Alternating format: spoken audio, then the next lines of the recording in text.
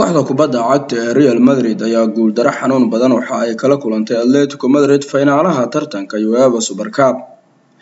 Koobkan oo ay ciyaaraan kooxda ku guuleysatay tartanka Champions League iyo kooxda qaada tartanka Europa League waxaa xalay wada ciyaaray kooxaha ka dhisan caasimadda Spain ee Madrid, Atletico Madrid iyo kooxda kubadda cagta ee Real Madrid.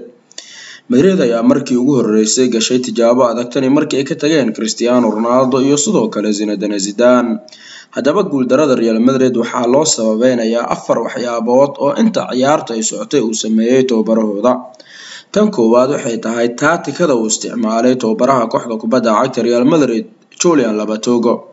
Tababaraha kooxda Madrid ayaa garoonka soo wada geliyay ciyaartoyda kale ah Asensio, Isco, Gareth Bale, Karim Benzema iyo xidiga kale ee lagu magacaabo Toni Kroos, taas oo ka dhigtay Real Madrid ay ku yaraayeen ciyaartoyda dhalin karta goolasha. Way ku adkayd in mar kale uu adeegsado number falsan nooba ah ciyaaryahanka lagu magacaabo Marco Asensio sababtoo ah wuxuu wajahayay difaacyo adag oo uu ugu horeeyo Diego Godin.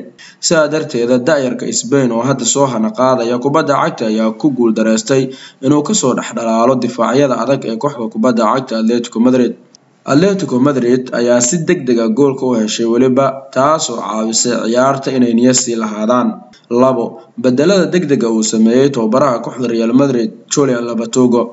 Daqiiqadii 50aad ee ciyaarta ayuu kursiga keedka ka soo kiciyay xidiga lagu magacaabo Luka Modric oo ciyaartan ku soo bilaaban daalna dareemayay maadaama uu kamid ahaa ciyaartoydii finaalka koobka adduunka 2018 gaartay diyaar garowgiisana ma fiicneen. Luka Modric ayaa bedel ku soo galay ciyaarta taas oo Real Madrid cadaadiska ku sii badisay sababtoo ah Modric aad ayaa loo adkeeyay.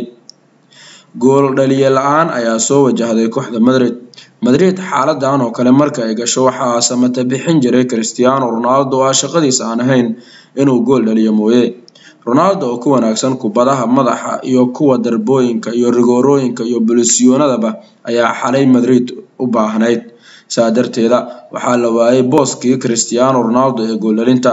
4 dhaawacii soo gaaray Casemiro oo ahaa ciyaaryahan muhiim ah oo qadka dhexe maareynaya Real Madrid ayaa dhaawacmay.